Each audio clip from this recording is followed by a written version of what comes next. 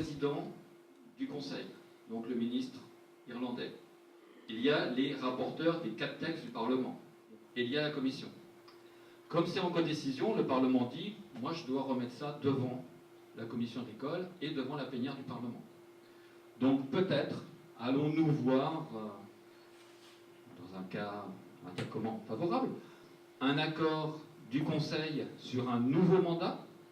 Il aura fait évoluer son mandat pour arriver à un accord au Parlement. Sur le budget, les chefs d'État et de gouvernement ont choisi un budget plus faible que ce qu'avait proposé la Commission européenne, mais la Commission européenne avait proposé qu'un certain nombre de fonds soient hors du cadre et soient mobilisés si nécessaire, notamment le fonds de crise pour financer une crise dans le secteur agricole. En dehors de ce fonds de crise, il n'y aura plus de moyens budgétaires pour financer une quelconque crise. Donc c'est une mesure obligatoire. Les chefs d'État ont décidé de ramener ce fonds de crise sous le premier pilier de la PAC. Et ils ont décidé que ce fonds de crise serait redistribué aux producteurs sous forme d'aide directe à partir du moment où il n'est pas utilisé. Donc le fonds de crise 2014, si on ne l'utilise pas en 2014, il sera redistribué sur le budget 2015. Donc sur vos aides du 1er décembre 2014. Mais il faut le financer. Pour le financer, il faut mettre en œuvre ce qu'on va appeler la discipline financière, qui va prélever et qui permettra de redonner.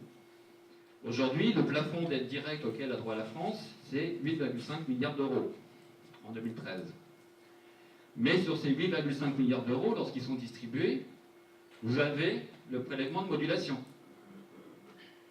qui se traduit par de l'argent qui bascule sur le développement rural, excepté la franchise des 5 000 premiers euros.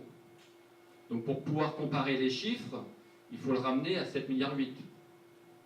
C'est ce chiffre-là qui est comparable avec les chiffres qu'on aura pour les années suivantes, puisque dans les années suivantes, on n'aura plus la modulation.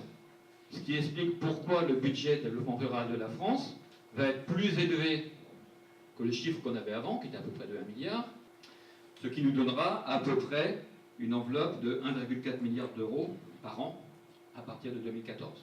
Entre 2014 et 2019, le budget des aides directes pour la France va baisser. La première baisse qu'on a en 2014, c'est la décision des chefs d'État qui réduit les aides directes de 1,8%. Le second élément, c'est la convergence sur le montant des aides directes théoriques entre États membres au niveau de l'Union européenne. Les chefs d'État ont décidé que par rapport à 90% de la moyenne théorique européenne, on réduisait d'un tiers l'écart à 90% pour ceux qui sont en dessous. Si on fait bouger le nombre d'hectares éligibles parce qu'on a rentré de nouvelles choses dedans, évidemment, le montant théorique va baisser. Ça ne présuppose pas des choix qui pourront être faits par les États. On est bien sur un montant théorique. Après, les États auront des capacités à mettre en œuvre ou pas mettre en œuvre. Et donc, cette réduction d'un tiers de l'écart à 90%, il se fera sur 6 ans. Donc, il se fera de manière progressive. Et c'est comme ça qu'on passe de 7,586 à 7,437 pour la France, entre 2014 et 2019. Donc, sur, grosso modo, les 7,5 milliards qu'on aura, un chiffre moyen en une période, vous avez obligation de mettre 30% de côté pour faire un paiement vert, ce qui représente 2,250 milliards. Ce paiement vert est un paiement forfaitaire que vous obtenez à partir du moment où vous respectez un certain nombre de critères. Ce forfait, dans la proposition de la Commission, en gros, c'est entre 85 et 87 euros hectare en France. Ensuite, vous avez l'obligation de mettre de côté jusqu'à 2% de l'enveloppe pour mettre en place un paiement jeune, un paiement additionnel au droit au paiement pour les jeunes. Vous avez obligation de mettre en œuvre une réserve nationale jusqu'à hauteur de 3%. Ensuite, vous avez des choix nationaux à faire. Alors, je ne les ai pas tous mentionnés. Le premier choix, c'est de transférer ou non 15% de l'enveloppe vers le développement rural. C'est un choix qu'on fait à un instant T et qu'ensuite on prolonge sur les années suivantes. La réciproque est vraie. Je peux transférer 15% de l'enveloppe développement rural vers le premier pilier. Ce n'est pas la même somme, hein, j'attire votre attention. Dans un cas, c'est 15% de 7,5 milliards. Dans l'autre cas, c'est 15% de 1,4 milliard. Second choix national à faire, c'est mettons ou non un système de forfait additionnel pour couvrir des contraintes naturelles spécifiques.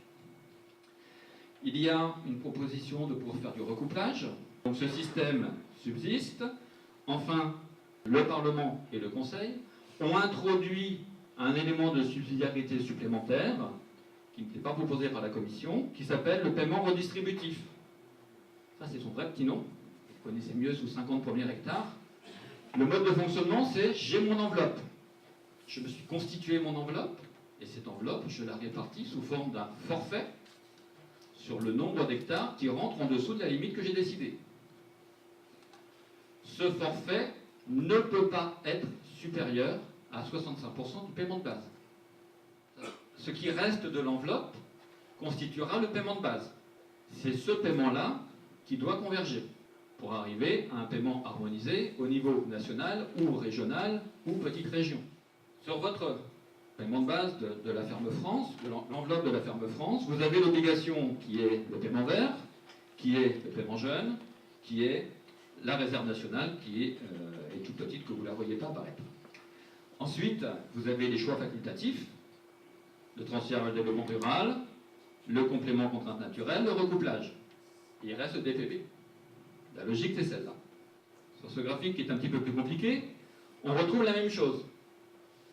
Vous voyez que dans la proposition du Parlement européen, dans son mandat de négociation, ou dans le mandat de négociation du Conseil, la structure est strictement la même. On a les mêmes étages. La seule chose qui change, c'est éventuellement la hauteur des étages. C'est là où il peut y avoir quelques petites nuances entre le Conseil et le Parlement. Mais il n'y en a pas tant que ça. Les fondamentaux restent strictement le même.